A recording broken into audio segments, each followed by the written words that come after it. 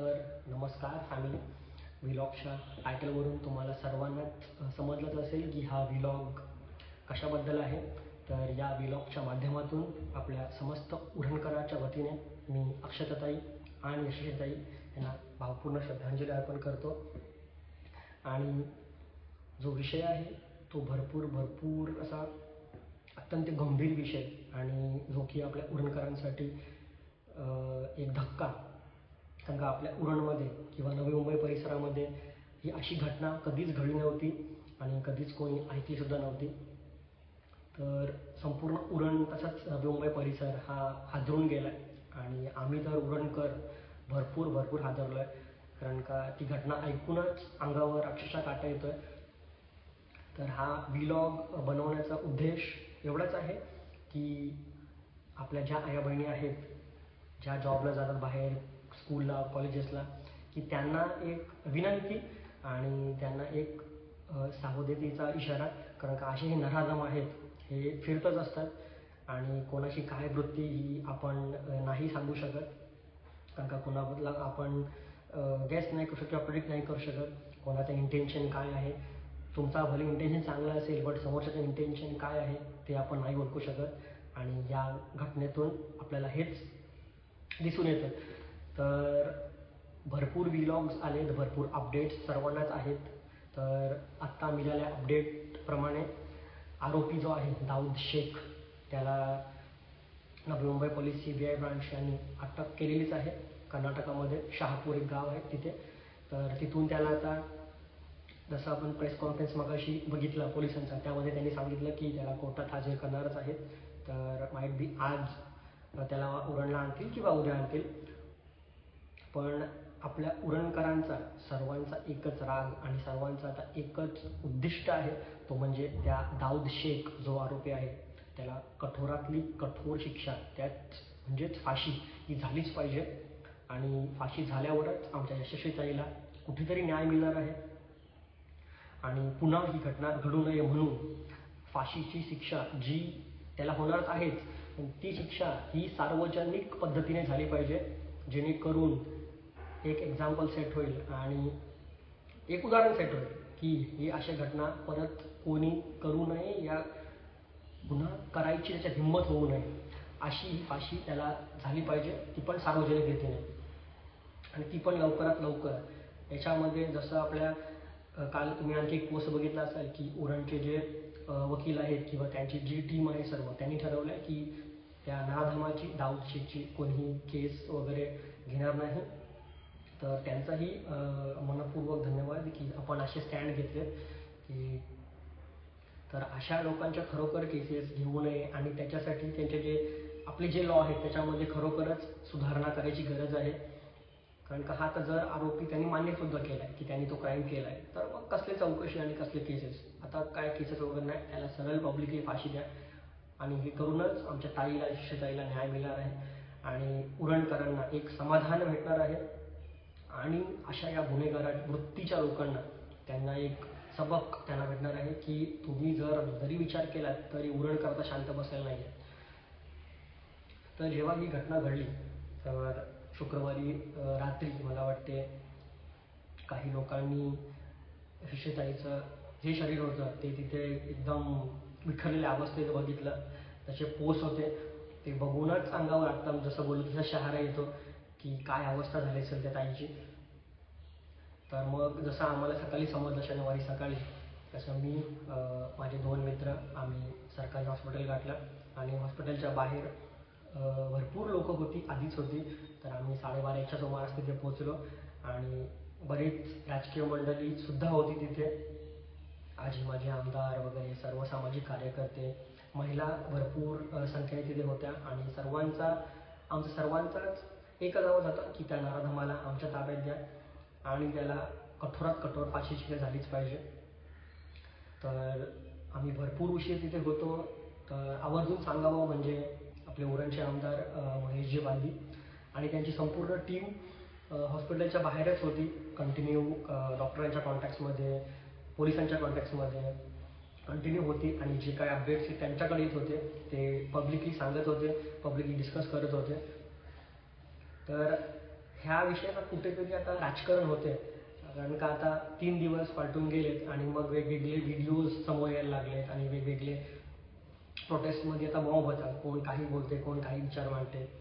तर हे राजकारण नको आहे आपल्याला. आपल्याला एकच आपला तिथे डिमांड होता की आपल्या ताईला न्याय भेटला पाहिजे, का जिच्यासोबत हा गुन्हा झाला आहे. ती बिचारी ताई तर आपल्या नाहीत आहेत आपल्यासोबत या जगामध्ये, बट तिच्या आत्म्याला कुठंतरी शांती लाभो, की त्या नाराज आम्हाला फाशी होऊनच.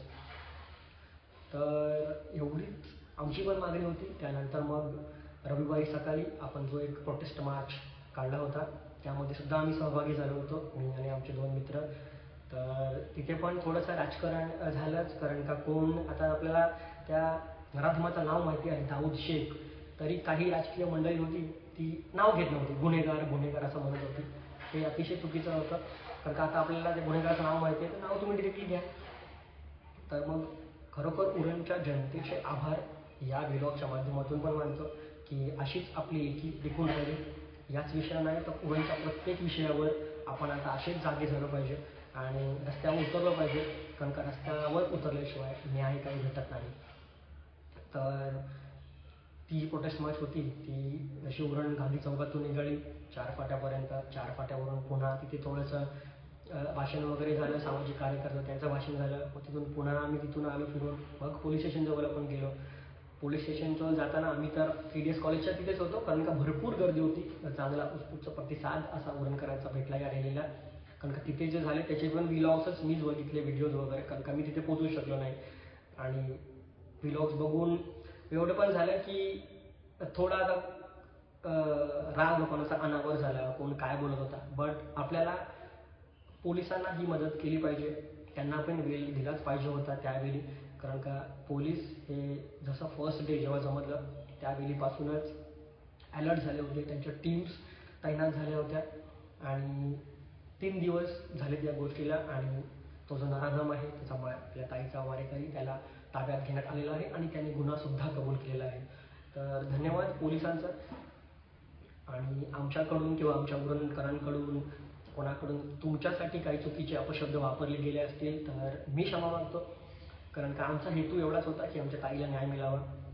आणि आमचा जो राग, कारण का उरणकर आम्ही शांत आहोत, संयमी आहोत, आणि अशी ही घटना उरणमध्ये प्रथमच घडली, त्याप्रमाणे आमचा राग हा अनावर झाला आणि हजारोंच्या संख्येने आम्ही रस्त्यावर उतरलो आणि पोलिसांना जाब विचारला, पुढाऱ्यांना जाब विचारला. तर यावेळी काही अपशब्द निघाले असतील तर पुन्हा त्यासाठी मी माफी मागतोय समस्त उरणकरांच्या वतीने. बट तो आमचा राग होता की जो व्हॅलिडच आहे, कारण का आमच्या ताईला न्याय मिळालाच पाहिजे. तर पुढे बोलायचं म्हणजे आज एक रॅली आहे उरणमध्ये आपल्या, तर ती रॅलीसुद्धा आपण अटेंड करतोय. तर त्यामध्ये पण सुद्धा बघूया आता कोण येते, राजकीय पुढाकारी येतात किंवा कोण. तर संध्याकाळी 6:30 वाजता ही रॅली आहे, तर ती रॅलीमध्ये अटेंड करू. आणि तिथे पण थोडेसे ॲक्च्युली जी अनिवार्य रॅली होती त्यामध्ये पण आम्ही होतो, बट हे शो ऑफगिरी आणि मग ते व्लॉगसाठी व्ह्यूसाठी हे करणं माझं मोटिव्ह नव्हतं, कारण का मी हा व्लॉग खरोखर परिस्थिती नव्हती किंवा अशी इच्छा होत नव्हती की हा व्लॉग बनवावा. बट एकच मोटिव्ह आहे की ही जी घटना घडली ती पुढे घडू नये आणि आपल्या उरणकरांची जी एकी आहे ती दिसून यावी. तर तोच एक मोटिव्ह. तर छोटेसे मी क्लिप्स पण आहेत, ते छोटे काढले होते, ते मी किंवा तुम्हाला त्याच्यात दिसतील. मी छोटे व्हिडिओ टाकेन पूर्ण व्लॉग दाखवायचा, किंवा हे व्ह्यूसाठी आणि फक्त स्टंटबाजीसाठी व्लॉग्स नाही आहेत. तर एक माझे व्लॉग्स आपले असतात ते जसेच असतात की केअरिंग असतात, की जेणेकरून कोणाला काही जीवितहानी होऊ नये म्हणून. माझा लास्ट व्लॉग पण तसाच होता. तर असेच जसं रविवारी आपण एकत्र जमलो उरणकर, तसेच आज संध्याकाळी 6:30 वाजता जी रॅली आहे त्या रॅलीलासुद्धा सर्व एकत्र येऊया, आपल्या उरणकरांची ताकद दाखवूया पुढाऱ्यांना आणि संयमी, कारण का आपलं संयम ठेवायचंच आहे, कारण का त्या नराधमाला आता अटक झालेलीच आहे. लवकरात लवकर त्याला आता कोर्टात हजर करणार आहे, त्याच्यानंतर मग पुढची कारवाई आणि ती पण फास्ट ट्रॅक कोर्टातच होणार आहे. तर आपण संयम ठेवूया आणि अशा घटना घडणार नाहीत, किंवा आता आपण उरणकर जसे जागृत झाले, जसे एकत्र झाले तसेच जागृत राहूया, एकत्र राहूया उरणच्या प्रत्येक विषयासाठी. मग जो की उरणच्या डेव्हलपमेंटचा असो, उरणच्या प्रत्येक विषय, जर ट्रॅफिक असो, सेफ्टी असेल त्यासाठी असो. तसा एक विषय आता पुढे आला की उरणमध्ये CCTV कॅमेराज बहुतेक ठिकाणी आहेत, ते चालत नाही किंवा जे लावले होते ते खराब झाले. तर ते सर्व विषय आहेत, जे सर्व विषय आपण त्या दिवशी आमदार साहेबांच्या ऑफिससमोर भरपूर काही काही विषय मांडले, त्यांनी पण ते विषय ॲक्सेप्ट केले. तर एवढंच आहे की कुठे राजकारण होऊ नये विषयाचं. आमदार उरणचे आहेत महेशजी वाल्दी, त्यांनी पण भरपूर सपोर्ट केला या विषयामध्ये. पण काही राजकीय पुढाकारी त्यांची पोळी भाजायला होतेच. आणि एक व्लॉग तुम्ही बघितला असाल की आमदारांचेच एडिटेड व्हिडिओज इकड तिकडचे आहेत आणि मग त्याच्यामध्ये जी जात काढण्यात आली की या जातीचा आमदार आहे, त्या जातीचा आमदार आहे. बट विषय तो नव्हताच. विषय आपला आहे की आपल्या ताईला न्याय मिळवून देणे. तर मग उरणच्या जनतेने सावध राहावे अशा पुढाऱ्यांकडून, जे कुठल्याही विषयी आपली पोली भाजून घ्यायला येतात. तर एवढाच बोलायचं होतं की माझ्या माता भगिनींना ज्या स्कूल कॉलेजेसला जातात, ऑफिसेसला जातात, त्यांनी खरोखर माणसं ओळखावीत. कोण आपला चांगला मित्र आहे किंवा कोण आपला सहकारी आहे, त्याला नीट ओळखावं आणि नंतरच पुढचे डिसिजन्स काय आहेत ते घ्यावे. कारण का आता आपण सोशल मीडिया पासून भरपूर फ्री झालो आणि भरपूर काही काही विषय आहेत की जे आपण समजवायला गेलो की यूथ आत्ताचे ऐकत नाही, की मग त्यांना वाटतं की असं काही नसतं. पण आता ही जी घटना घडली ती आपण देशभर ऐकत होतो किंवा जगभर ऐकत होतो, पण आता ही घडलेली घटना आहे ती म्हणजे आपल्या उरणमध्ये, म्हणजे आपल्या घरामध्ये. तेव्हा कुठेतरी आपण आता हादरलोय आणि त्यावरून, त्या घटनेवरून आपण काहीतरी शिकलो पाहिजे. म्हणून प्रत्येक पालकांना सुद्धा एक विनंती आहे की थोडं का होईना आपल्या यंग जनरेशनला समजून घ्या. कारण का आता जे यंग जनरेशन खूप फ्री आहे सोशल मीडिया आल्यापासून, किंवा जसं बोलतो आपण 21st सेंचुरी आहे, भरपूर फ्रीनेस आहे, आपण फ्रीडम दिला आहेच आणि दिलाच पाहिजे. पण त्या फ्रीडमवर कुठेतरी थोडासा एक डिसिप्लिन किंवा थोडीशी एक कुठली होता ना भीती, ती यंग जनरेशनमध्ये असली पाहिजे, की जी आताच्या दिसून येत नाही. खूप सारे एक्झाम्पल्स आहेत. आम्ही पण कधी कधी बघतो की कुठे काय बोलायला गेलो तर मग आपल्याला विचारतात की तुला काय करायचं आहे, तुम्हाला काय करायचं आहे, आमची लाईफ, तुमची लाईफ मान्य, पण कशाची ताईची सुद्धा तिची लाईफ होती आणि आता काय झालं हे आपण सर्वांनी बघितलंच आहे. तर या व्लॉगच्या माध्यमातून मी एवढाच विनंती करू इच्छितो आणि सर्वांना सांगू इच्छितो, खास करून माझ्या उरणच्या माता भगिनींना, की आजूबाजूची जी काही लोक आहेत, तुम्ही ज्यांना ओळखता, नाही ओळखत किंवा काही फ्रेंडशिप होतात, तर ते त्यांचा इंटेन्शन काय, त्यांचा मोटिव्ह काय, कदाचित तुम्हाला माहिती नसेलच, पण ते जाणून घ्या, त्यानंतरच तुमच्या पुढचे पाऊल घ्या. आजची जी रॅली आहे संध्याकाळी 6:30 वाजता, मी आशा करतो की आपण उरणकर, एक जबाबदार उरणकर, त्या रॅलीला सपोर्ट करूया, पुन्हा एकदा एकत्र येऊया.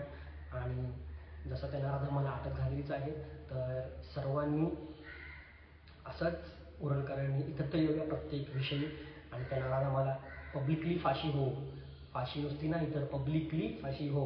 एक आपला उरणचा चांगला एक मोक्याचा स्पॉट देऊन की जेणेकरून सर्वांना एक उतारा भेटेल, अशा ठिकाणी त्या नराधमाला फाशी झालीच पाहिजे, ही मी या व्लॉगच्या माध्यमातून प्रशासनाकडे मागणी करतो. तर पुन्हा एकदा अक्षताताई आणि यशस्वीताई हिला भावपूर्ण श्रद्धांजली.